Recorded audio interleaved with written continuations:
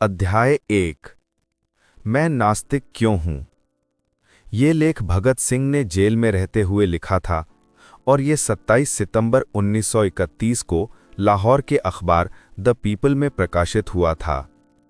इस लेख में भगत सिंह ने ईश्वर की उपस्थिति पर अनेक तर्कपूर्ण सवाल खड़े किए हैं और इस संसार के निर्माण, मनुष्य के जन्म, मनुष्य के मन में ईश्वर की कल्पना के साथ साथ संसार में मनुष्य की दीनता, उसके शोषण, दुनिया में व्याप्त अराजकता और वर्ग भेद की स्थितियों का भी विश्लेषण किया है। ये भगत सिंह के लेखन के सबसे चर्चित हिस्सों में रहा है। स्वतंत्रता सेनानी बाबा रणधीर सिंह 1930-31 के बीच लाहौर के सेंट्रल जेल में कैद थे। वे एक धार्मिक व्यक्ति थे जिन्हें ये जानकर बहुत कष्ट हुआ कि भगत सिंह का ईश्वर पर विश्वास नहीं है। वे किसी तरह भगत सिंह की काल कोठरी में पहुंचने में सफल हुए और उन्हें ईश्वर के अस्तित्व पर यकीन दिलाने की कोशिश की।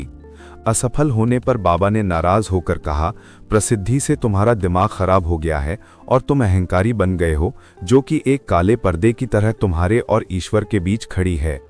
इस टिप्पणी के जवाब में ही भगत सिंह ने ये लेख लिखा। एक नया प्रश्न उठ खड़ा हुआ है। क्या मैं किसी अहंकार के कारण सर्वशक्तिमान, सर्वव्यापी तथा सर्वज्ञानी ईश्वर के अस्तित्व पर विश्वास नहीं करता हूं? मेरे कुछ दोस्त, शायद ऐसा कहकर मैं उन पर बहुत अधिकार नहीं जमा रहा हूं, मेरे साथ अपने थोड़े से संपर्क में इस निष्कर्ष पर पहुंचने के लिए उत्सुक हैं कि मैं ईश्वर के अस्तित्व को नकार कर कुछ जरूरत से ज्यादा आगे जा रहा हूं और मेरे घमंड ने कुछ हद तक मुझे इस अविश्वास के लिए उकसाया है। मैं ऐसी कोई शेखी नहीं बघारता कि मैं मानवीय कमजोरियों से बहुत ऊपर हूं। मैं एक मनुष्य हूं और इससे अधिक कुछ नहीं। कोई भी इससे अधिक होने का दावा नहीं कर सकता। ये कमजोरी मेरे अंदर भी है। अहंकार भी मेरे स्वभाव का अंग है। अपने कामरेडों के बीच मुझे निरंकुश कहा जाता था। यहाँ तक कि मेरे दोस्त श्री बटुकेश्वर कुमार दत्त भी मुझे कभी कभी ऐसा कहते थे। कई मौकों पर स्वेच्छाचारी कह मेरी निंदा भी की गई। कुछ दोस्तों को शिकायत है और गंभीर रूप से है कि मैं मनचाही ही अपने विचार उन पर थोपता हूं और अपने प्रस्तावों को मनवा लेता हूं। ये बात कुछ हद तक सही है। इससे मैं इनकार नहीं करता। इसे अहंकार कहा जा सकता है। जहां तक अन्य प्रचलित मतों के मुकाबले हमारे अपने मत का सवाल है, मुझे निश्चय ही अपने मत पर गर्व है, लेकिन ये व्यक्तिगत नहीं है।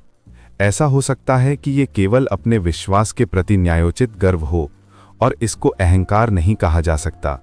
घमंड तो स्वयं के प्रति अनुचित गर्व की अधिकता है।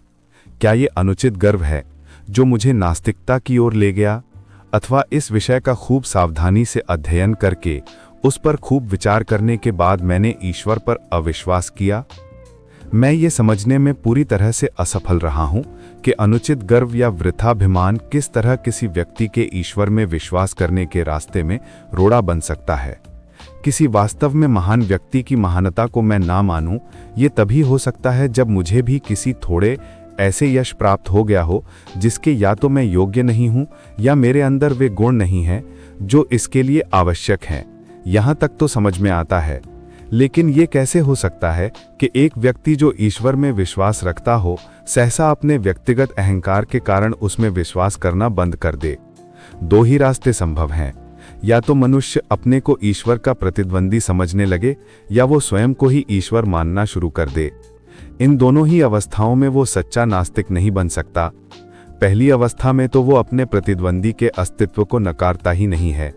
दूसरी अवस्था में भी वो एक ऐसी चेतना के अस्तित्व को मानता है जो पर्दे के पीछे से प्रकृति की सभी गतिविधियों का संचालन करती है।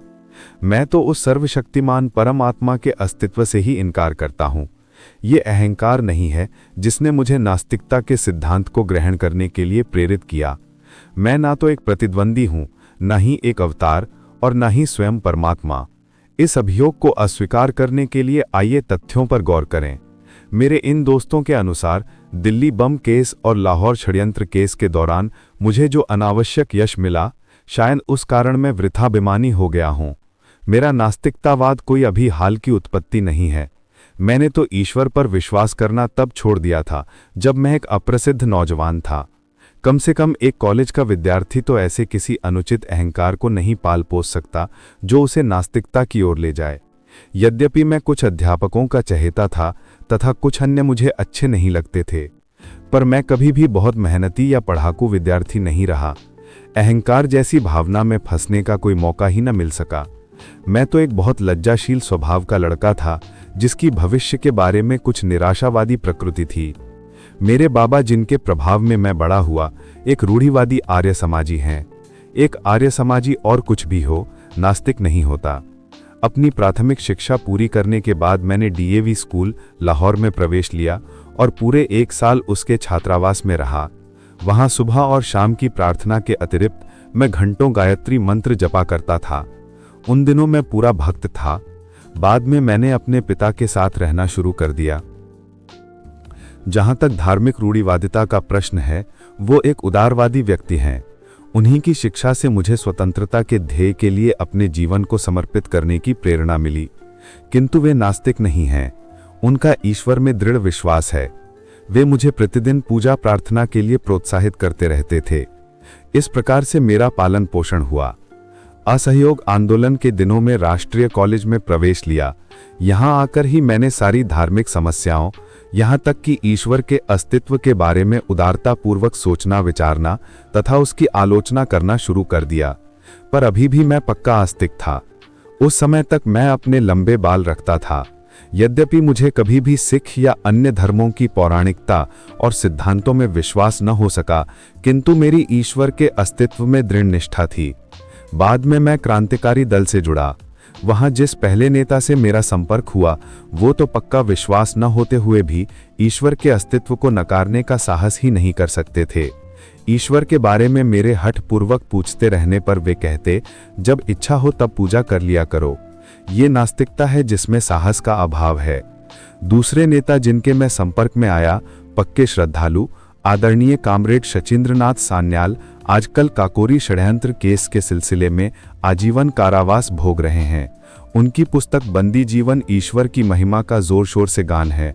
उन्होंने उसमें ईश्वर के ऊपर प्रशंसा के पुष्प रहस्यवादी वेदांत के कारण बरसाए हैं। 28 जनवरी 1925 को पूरे भारत में जो द रिवॉल्यूशनरी क्रांतिकारी पर्चा बांटा गया था, वो उन्हीं के बौद्धिक श्रम का परिणाम है। उसमें सर्वशक्तिमान और उसकी लीला एवं कार्यों की प्रशंसा की गई है। मेरा ईश्वर के प्रति अविश्वास का भाव क्रांतिकारी दल में भी प्रस्फुटित नहीं हुआ था। काकोरी के सभी 4 शहीदों ने अपने अंतिम दिन भजन प्रार्थना में गुजारे थे। राम प्रसाद बिस्मिल एक रूढ़िवादी आर्य समाजी थे। समाजवाद एवं साम्यवाद में अपने वृहद अध्ययन के बावजूद राजेंद्र लाहिड़ी उपनिषद और गीता के श्लोकों के उच्चारण की अपनी अभिलाषा को दबा न सके। मैंने उन सब में सिर्फ एक ही व्यक्ति को देखा जो कभी प्रार्थना नहीं करता था और कहता था, दर्शन शास्त्र मनुष्य की दुर्बलता या ज्ञान के सीमित होने के कारण उत्पन्न होता है। वो भी आजीवन निर्वासन की सजा भोग रहा है, परंतु उसने भी ईश्वर के अस्तित्व को नकारने की कभी हिम्मत नहीं की। इस समय तक मैं केवल एक रोमांटिक आदर्शवादी क्रांतिकारी था। अब तक हम दूसरों का अनुसरण करते थे। अब अपने कंधों पर जिम्मेदारी उठाने का समय आया। ये मेरे क्रांतिकारी जीवन का एक निर्णायक बिंदु था। अध्ययन की पुकार मेरे मन के गलियारों में गूंज रही थी। विरोधियों द्वारा रखे गए तर्कों का सामना करने योग्य बनने के लिए अध्ययन करो। अपने मत के पक्ष में तर्क देने के लिए सक्षम होने के वास्ते पढ़ो। मैंने पढ़ना शुरू कर दिया। इससे मेरे पुराने विचार व विश्वास अत्यल्प रूप से परिष्कृत हुए। रोमांच की जगह गंभीर विचारों ने ले ली। न और अधिक रहस्यवाद, न ही अंधविश्वास। यथार्थवाद हमारा आधार बना। मुझे विश्व क्रांति के अनेक आदर्शों के बारे में पढ़ने का खूब मौका मिला। मैंने अराजकतावादी नेता बाकुनिन को पढ़ा, कुछ साम्यवाद के पिता मार्क्स को, किंतु अधिक लेनिन, ट्रात्स्की व अन्य लोगों को जो अपने देश में सफलतापूर्वक क्रांति लाए थे। ये सभी नास्तिक थे। बाद में मुझे निरालम स्वामी की पुस्तक सहज ज्ञान मिली। इसमें रहस्यवादी नास्तिकता थी। 1926 के अंत तक मुझे इस बात का विश्वास हो गया कि एक सर्वशक्तिमान परमात्मा की बात, जिसने ब्रह्मांड का सृजन, दिग्दर्शन और संचालन किया, एक कोरी बकवास है। मैंने अपने इस अविश्वास को प्रदर्शित किया। मैंने इस विषय पर अपने दोस्तों से बहस की। मैं घोषित नास्तिक हो चुका था। मई 1927 में मैं लाहौर में गिरफ्तार हुआ। रेलवे पुलिस हवालात में मुझे 1 महीना काटना पड़ा। पुलिस अफसरों ने मुझे बताया कि मैं लखनऊ में था जब वहां काकोरी दल का मुकदमा चल रहा था। तब मैंने उन्हें छुड़ाने की किसी योजना पर बात की थी। तब उनकी सहमति पाने के बाद हमने कुछ बम प्राप्त किए थे। फिर 1927 में दशहरा पर उन बमों में से एक परीक्षण के लिए भीड़ पर फेंका गया। यदि मैं क्रांतिकारी दल की गतिविधियों पर प्रकाश डालने वाला एक वक्तव्य दे दूं तो मुझे गिरफ्तार नहीं किया जाएगा और इसके विपरीत मुझे अदालत में मुखबिर की तरह पेश किए बिना रिहा कर दिया जाएगा और इनाम दिया जाएगा। मैं इस प्रस्ताव पर हंसा। ये सब बेकार की बात है। हम लोगों की भांति विचार रखने वाले अपनी निर्दोष जनता पर बम नहीं फेंका करते। एक दिन सुबह सीआईडी के वरिष्ठ अधीक्षक श्री न्यूमन ने कहा कि यदि मैंने वैसा वक्तव्य नहीं दिया तो मुझ पर काकोरी केस से संबंधित विद्रोह छेड़ने के षड्यंत्र और दशहरा उत्पात में क्रूर हत्याओं के लिए मुकदमा चलाने पर बाध्य होंगे और कि उनके पास मुझे सजा दिलाने और फांसी पर लटवाने के लिए उचित प्रमाण हैं। उसी दिन से कुछ पुलिस अफसरों ने मुझे नियम से दोनों समय ईश्वर की स्तुति करने के लिए फुसलाना शुरू कर दिया। पर अब मैं एक नास्तिक था।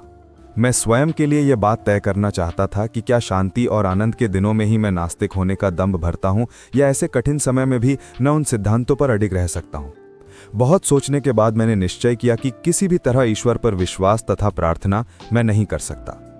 नहीं, मैंने एक क्षण के लिए भी नहीं की। यही असली परीक्षण था और मैं सफल रहा। अब मैं एक पक्का अविश्वासी था और तब से लगातार हूं। इस परीक्षण पर खरा उतरना आसान काम न था।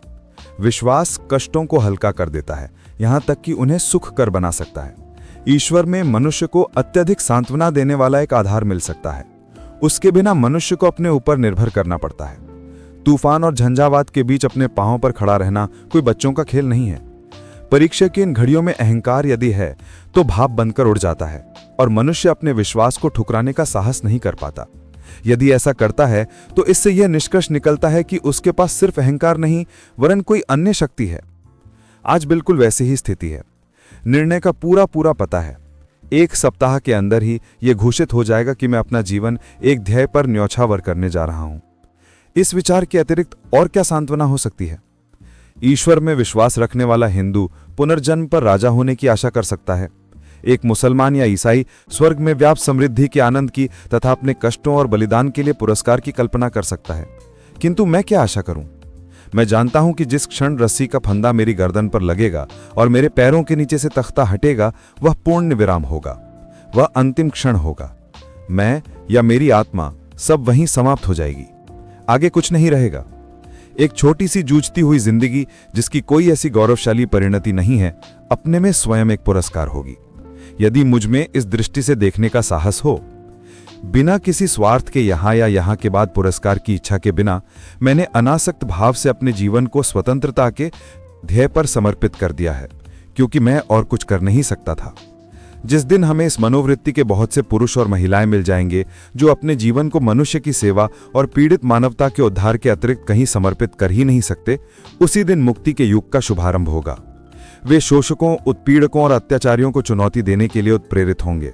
इसलिए नहीं कि उन्हें राजा बनना है या कोई अन्य पुरस्कार प्राप्त करना है, यहां या अगले जन्म में या मृत्युपरांत स्वर्ग में।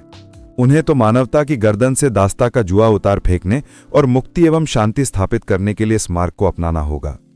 क्या वे उस रास्ते पर चलेंगे जो उनके अपने लिए खतरनाक किंतु उनकी महान आत्मा के लिए एकमात्र कल्पनीय रास्ता है? क्या इस महान ध्येय के प्रति उनके गर्व को अहंकार कहकर उसका गलत अर्थ लगाया जाएगा? कौन इस प्रकार के घृणित विशेषण बोलने का साहस करेगा? या तो वह मूर्ख है या धूर्त। हमें चाहिए कि उसे क्षमा कर दें, क्योंकि वह उस हृदय में उद्वेलित उच्च विचारों, भावनाओं, आवेगों तथा उनकी गहराई को महसूस नहीं कर सकता। उसका हृदय मांस के एक टुकड़े की तरह मृत है। उसकी आंखों पर अन्य स्वार्थों के प्रेतों की छाया पड़ने से वे कमजोर हो गए हैं। स्वयं पर भरोसा रखने के गुण को सदैव अहंकार की संज्ञा दी जा सकती है। यह दुखपूर्ण और कष्टप्रद है, पर चारा ही क्या है? आलोचना और स्वतंत्र विचार एक क्रांतिकारी के दोनों अनिवार्य गुण हैं, क्योंकि हमारे पूर्वजों ने किसी परम आत्मा के प्रति विश्वास बना लिया था। अतः कोई भी व्यक्ति जो उस विश्वास की सत्यता या उस परम आत्मा के अस्तित्व को ही चुनौती दे, उसे विधर्मीय विश्वासघाती कहा जाएगा। यदि उसके तर्क इतने अकाट्य हैं कि उनका खंडन वितर्क द्वारा नहीं हो सकता और उसकी आस्था इतनी प्रबल है कि उसे ईश्वर के प्रकोप से होने वाली विपत्तियों का भय दिखाकर दबाया नहीं जा सकता, तो उसकी यह कहकर निंदा की जाएगी कि वह वृथाभिमानी है। मेरा अहंकार नहीं था जो मुझे नास्तिकता की ओर ले गया। मेरे तर्क का तरीका संतोषप्रद सिद्ध होता है या नहीं, इसका निर्णय मेरे पाठकों को करना है, मुझे नहीं। मैं जानता हूं कि ईश्वर पर विश्वास ने आज मेरा जीवन आसान और मेरा बोझ हल्का कर दिया होता। उस पर मेरे अविश्वास ने सारे वातावरण को अत्यंत शुष्क बना दिया है। थोड़ा सा रहस्यवाद इसे कवित्वमय बना सकता है, किंतु मेरे भाग्य को किसी उन्माद का सहारा नहीं चाहिए। मैं यथार्थवादी हूं। मैं अंतः प्रकृति पर विवेक की सहायता से विजय चाहता हूं। इस ध्येय में मैं सदैव सफल नहीं हुआ हूं। प्रयास करना मनुष्य का कर्तव्य है, सफलता तो संयोग और वातावरण पर निर्भर है। कोई भी मनुष्य जिसमें तनिक भी विवेक शक्ति है, वह अपने वातावरण को तार्किक रूप से समझना चाहेगा। जहां सीधा प्रमाण नहीं है, वहां दर्शन शास्त्र का महत्व है। जब हमारे पूर्वजों ने फुर्सत के समय विश्व के रहस्य को, इसके भूत, वर्तमान और भविष्य को, इसके क्यों और कहां से को समझने का प्रयास किया, तो सीधे परिणामों के कठिन अभाव में हर व्यक्ति ने इन प्रश्नों को अपने ढंग से हल किया। यही कारण है कि विभिन्न धर्मों के मतों में हमको इतना अंतर मिलता है, जो कभी कभी वैमनस्य और झगड़े का रूप ले लेता है। न केवल पूर्व और पश्चिम के दर्शनों में मतभेद है, बल्कि प्रत्येक गोलार्ध के अपने विभिन्न मतों में आपस में अंतर है। पूर्व के धर्मों में इस्लाम और हिंदू धर्म में जरा भी अनुरूपता नहीं है। भारत में ही बौद्ध और जैन धर्म उस ब्राह्मणवाद से बहुत अलग हैं, जिसमें स्वयं आर्य समाज और सनातन धर्म जैसे विरोधी मत पाए जाते हैं। पुराने समय का एक स्वतंत्र विचारक चार्वाक है। उसने ईश्वर को पुराने समय में ही चुनौती दी थी। हर व्यक्ति अपने को सही मानता है। दुर्भाग्य की बात यह है कि बजाय पुराने विचारकों के अनुभवों और विचारों को भविष्य में अज्ञानता के खिलाफ लड़ाई का आधार बनाने के, हम आलसियों की तरह जो हम सिद्ध हो चुके हैं, उनके कथन में अविचल एवं संशय मुक्त विश्वास की चीख पुकार करते रहते हैं और इस प्रकार मानवता के विकास को जड़ बनाने के दोषी हैं। सिर्फ विश्वास और अंधविश्वास खतरनाक है। यह मस्तिष्क को मूढ़ और मनुष्य को प्रतिक्रियावादी बना देता है। जो मनुष्य अपने को यथार्थवादी होने का दावा करता है, उसे समस्त पुराने रूढ़िगत विश्वासों को चुनौती देनी होगी। प्रचलित मतों को तर्क की कसौटी पर कसना होगा। यदि वे तर्क के प्रहार न सह सके तो टुकड़ा टुकड़े होकर गिर पड़ेंगे। तब नए दर्शन की स्थापना के लिए उनको पूरा धाराशाही करके जगह साफ करने और पुराने विश्वासों की कुछ बातों का प्रयोग करके पुनर्निर्माण करना। मैं प्राचीन विश्वासों की ठोसता पर प्रश्न करने के संबंध में आश्वस्त हूं। मुझे पूरा विश्वास है कि एक चेतन परमात्मा का, जो ना प्रकृति की गति का दिग्दर्शन एवं संचालन करता है, कोई अस्तित्व नहीं है। हम प्रकृति में विश्वास करते हैं और समस्त प्रगतिशील आंदोलन का ध्येय मनुष्य द्वारा अपनी सेवा के लिए प्रकृति पर विजय प्राप्त करना मानते हैं। इसको दिशा देने के पीछे कोई चेतन शक्ति नहीं है। यही हमारा दर्शन है। हम आस्तिकों से कुछ प्रश्न करना चाहते हैं। यदि आपका विश्वास है कि एक सर्वशक्तिमान, सर्वव्यापी और सर्वज्ञानी ईश्वर है जिसने विश्व की रचना की, तो कृपया करके मुझे यह बताएं कि उसने यह रचना क्यों की। कष्टों और संतापों से पूर्ण दुनिया, असंख्य दुखों के शाश्वत अनंत गठबंधनों से ग्रसित, एक भी व्यक्ति तो पूरी तरह संतुष्ट नहीं है। कृपया करके ये न कहें कि यह उसका नियम है। यदि वह किसी नियम से बंधा है तो वह सर्वशक्तिमान नहीं है। वह भी हमारी तरह नियमों का दास है। कृपया करके यह भी न कहें कि यह उसका मनोरंजन है। नीरो ने बस एक रोम जलाया था। उसने बहुत थोड़ी संख्या में लोगों की हत्या की थी। उसने बहुत थोड़ा दुख पैदा किया अपने पूर्ण मनोरंजन के लिए। और उसका इतिहास में क्या स्थान है? उसे इतिहासकार किस नाम से बुलाते हैं? सभी विषैले विशेषण उस पर बरसाए जाते हैं। पन्ने उसकी निंदा के वाक्यों से काले पूते हैं। भर्त्सना करते हैं, नीरो एक निर्दयी, निर्दम, दुष्ट। एक चंगेज खान ने अपने आनंद के लिए कुछ हजार जानें ले लीं और आज हम उसके नाम से घृणा करते हैं। तब किस प्रकार तुम अपने ईश्वर को न्यायोचित ठहराते हो? उस शाश्वत नीरो को, जो हर दिन, हर घंटे और हर मिनट असंख्य दुख दे रहा था और अभी भी दे रहा है।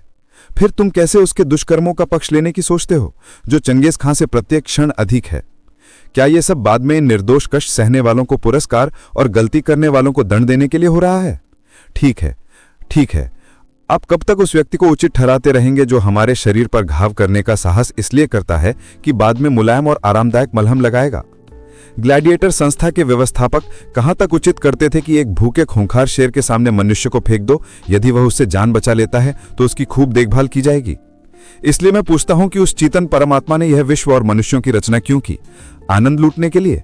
तब उसमें और नीरो में क्या फर्क है? तुम मुसलमानों और ईसाइयों, तुम तो पूर्वजन्म में विश्वास नहीं करते। तुम तो हिंदुओं की तरह यह तर्क पेश नहीं कर सकते कि प्रत्यक्ष निर्दोष व्यक्तियों के कष्ट उनके पूर्वजन्मों के कर्मों का फल है। मैं तुमसे पूछता हूं कि उस सर्वशक्तिमान ने शब्द द्वारा विश्व की उत्पत्ति के लिए 6 दिन तक परिश्रम क्यों किया और प्रत्येक दिन वह क्यों कहता है कि सब ठीक है? बुलाओ उसे आज, उसे पिछला इतिहास दिखाओ, उसे आज की स्थितियों का अध्ययन करने दो। हम देखेंगे कि वह कहने का साहस करता है कि सब ठीक है।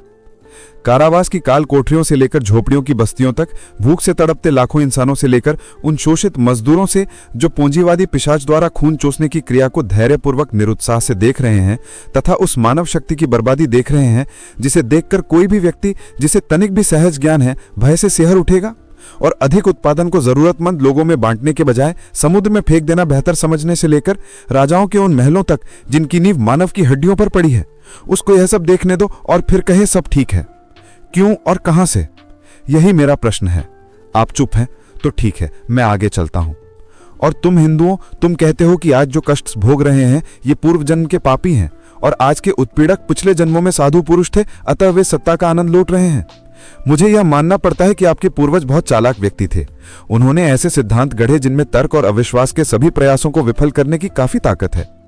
न्याय शास्त्र के अनुसार दंड को अपराधी पर पड़ने वाले आधार पर केवल 3 कारणों से उचित जठाया जा सकता है। वे हैं प्रतिकार, भय और सुधार। आज सभी प्रगतिशील विचारकों द्वारा प्रतिकार के सिद्धांत की निंदा की जाती है। भयभीत करने के सिद्धांत का भी अंत वही है। सुधार करने का सिद्धांत ही केवल आवश्यक है और मानवता की प्रगति के लिए अनिवार्य है।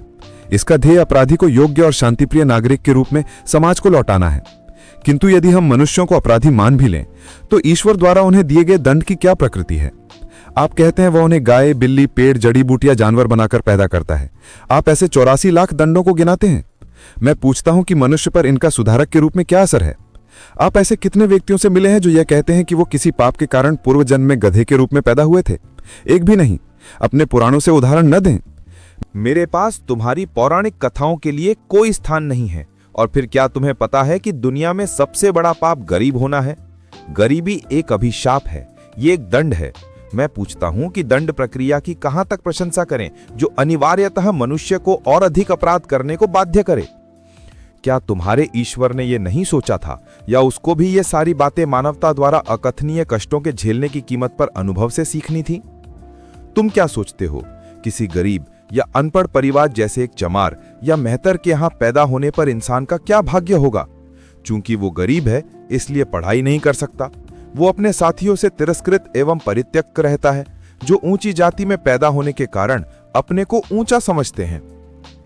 उसका अज्ञान, उसकी गरीबी तथा उससे किया गया व्यवहार उसके हृदय को समाज के प्रति निष्ठुर बना देते हैं। यदि वो कोई पाप करता है तो उसका फल कौन भोगेगा? ईश्वर, वो स्वयं, या समाज के मनीषी?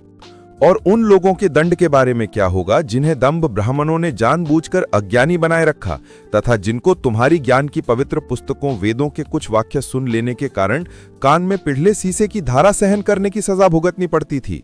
यदि वे कोई अपराध करते हैं तो उसके लिए जिम्मेदार कौन होगा और उनका प्रहार कौन सहेगा? मेरे प्रिय दोस्तों, ये सिद्धांत विशेषाधिकार युक्त लोगों के आविष्कार हैं। ये अपनी हथियाई हुई शक्ति, पूंजी तथा उच्चता को इन सिद्धांतों के आधार पर सही ठहराते हैं। अपटन सिनक्लेयर ने लिखा था कि मनुष्य को बस अमरता में विश्वास दिला दो और उसके बाद उसकी सारी संपत्ति लूट लो, वो बगैर बड़बड़ाए इस कार्य में तुम्हारी सहायता करेगा। धर्म के उपदेशकों तथा सत्ता के स्वामियों के गठबंधन से ही जेल, फांसी, कोड़े और ये सिद्धांत उपजते हैं। मैं पूछता हूं, तुम्हारा सर्वशक्तिमान ईश्वर हर व्यक्ति को क्यों नहीं रोकता है जब वो कोई पाप या अपराध कर रहा होता है? ये तो वो बहुत आसानी से कर सकता है। उसने क्यों नहीं लड़ाकू राजाओं की लड़ने की उग्रता को समाप्त किया और इस प्रकार विश्व युद्ध द्वारा मानवता पर पड़ने वाली विपत्तियों से उसे बचाया? उसने अंग्रेजों के मस्तिष्क में भारत को मुक्त कर देने की भावना क्यों नहीं पैदा की?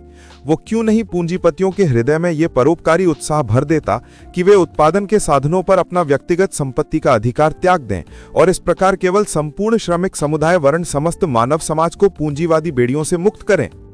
आप समाजवाद की व्यावहारिकता पर तर्क करना चाहते हैं। मैं इसे आपके सर्वशक्तिमान पर छोड़ देता हूं कि वो लागू करें।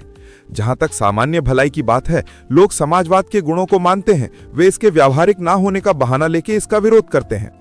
परमात्मा को आने दो और वो चीज को सही तरीके से कर दे। अंग्रेजों की हुकूमत यहां इसीलिए नहीं है कि ईश्वर चाहता है, बल्कि इसीलिए कि उनके पास ताकत है और हम में उनका विरोध करने की हिम्मत नहीं। वे हमको अपने प्रभुत्व में ईश्वर की मदद से नहीं रखे हैं, बल्कि बंदूकों, राइफलों, बम और गोलियों, पुलिस और सेना के सहारे। ये हमारी उदासीनता है कि वे समाज के विरुद्ध सबसे निंदनीय अपराध, एक राष्ट्र का दूसरे राष्ट्र द्वारा अत्याचारपूर्ण शोषण सफलतापूर्वक कर रहे हैं। कहाँ है ईश्वर? क्या वो मनुष्य जाति के इन कष्टों का मजा ले रहा है? एक नीरो, एक चंगेज, उसका नाश हो।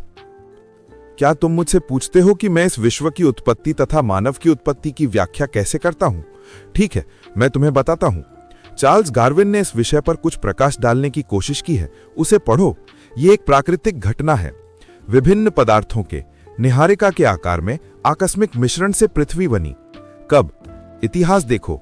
इसी प्रकार की घटना से जंतु पैदा हुए और एक लंबे दौर में मानव। डार्विन की जीव की उत्पत्ति पढ़ो और तदुपरांत सारा विकास मनुष्य द्वारा प्रकृति के निरंतर विरोध और उस पर विजय प्राप्त करने की चेष्टा से हुआ। यह इस घटना की संभवतः सबसे सूक्ष्म व्याख्या है। तुम्हारा दूसरा तर्क यह हो सकता है कि एक बच्चा अंधा या लंगड़ा क्यों पैदा होता है? क्या यह उसके पूर्व जन्म में किए गए कार्यों का फल नहीं है? जीव विज्ञान वेत्ताओं ने इस समस्या का वैज्ञानिक समाधान निकाल लिया है। अवश्य ही तुम एक और बचकाना प्रश्न पूछ सकते हो, यदि ईश्वर नहीं है तो लोग उसमें विश्वास क्यों करने लगे? मेरा उत्तर सूक्ष्म और स्पष्ट है। जिस प्रकार वे प्रेतों तथा दुष्ट आत्माओं में विश्वास करने लगे। अंतर सिर्फ इतना है कि ईश्वर में विश्वास विश्वव्यापी है और दर्शन अत्यंत विकसित। उसकी उत्पत्ति का श्रेय उन शोषकों की प्रतिभा को जाता है जो परमात्मा के अस्तित्व का उपदेश देकर लोगों को अपने प्रभुत्व में रखना चाहते थे और उनसे अपनी विशिष्ट स्थिति का अधिकार और अनुमोदन चाहते थे। सभी धर्म, संप्रदाय, पंथ और ऐसी अन्य संस्थाएं अंत में निर्दयी और शोषक संस्थाओं, व्यक्तियों एवं वर्गों के समर्थक हो जाती हैं। राजा के विरुद्ध हर विद्रोह हर धर्म में सदैव से ही पाप रहा है। मनुष्य की सीमाओं को पहचानने पर, उसकी दुर्बलता और दोष को समझने पर, परीक्षा की घड़ियों में मनुष्य को बहादुरी से सामना करने के लिए उत्साहित करने, सभी खतरों को पुरुषत्व के साथ झेलने और संपन्नता और ऐश्वर्य में उसके विस्फोट को बांधने के लिए ईश्वर की काल्पनिक अस्तित्व की रचना हुई। अपने व्यक्तिगत नियमों और अभिभावकीय उदारता से पूर्ण ईश्वर की बढ़ा चढ़ाकर कल्पना एवं चित्रण किया गया। जब उसकी उग्रता तथा व्यक्तिगत नियमों की चर्चा होती है तो उसका उपयोग एक भय दिखाने वाले के रूप में किया जाता है, ताकि कोई मनुष्य समाज के लिए खतरा न बन जाए।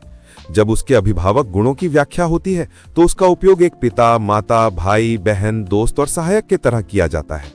जब मनुष्य अपने सभी दोस्तों द्वारा विश्वासघात और त्याग देने से अत्यंत क्लेश में हो तो उसे इस विचार से सांत्वना मिल सकती है कि एक सदा सच्चा दोस्त उसकी सहायता करने को है, उसे सहारा देगा और वो सर्वशक्तिमान है और कुछ भी कर सकता है। वास्तव में आदिकाल में यह समाज के लिए उपयोगी था। पीड़ा में पड़े मनुष्य के लिए ईश्वर की कल्पना उपयोगी है। समाज को इस विश्वास के विरुद्ध लड़ना होगा। मनुष्य जब अपने पैरों पर खड़ा होने का प्रयास करता है और यथार्थवादी बन जाता है, तब उसे श्रद्धा को एक और फेंक देना चाहिए और उन सभी कष्टों परेशानियों का पुरुषत्व के साथ सामना करना चाहिए। यही आज मेरी स्थिति है। ये मेरा अहंकार नहीं है मेरे दोस्त, ये मेरे सोचने का तरीका है जिसने मुझे नास्तिक बनाया। ईश्वर में विश्वास और रोज बरोज की प्रार्थना को मैं मनुष्य के लिए सबसे स्वार्थी और गिरा हुआ काम मानता हूं। मैंने उन नास्तिकों के बारे में पढ़ा है जिन्होंने सभी विपत्तियों का बहादुरी से सामना किया है।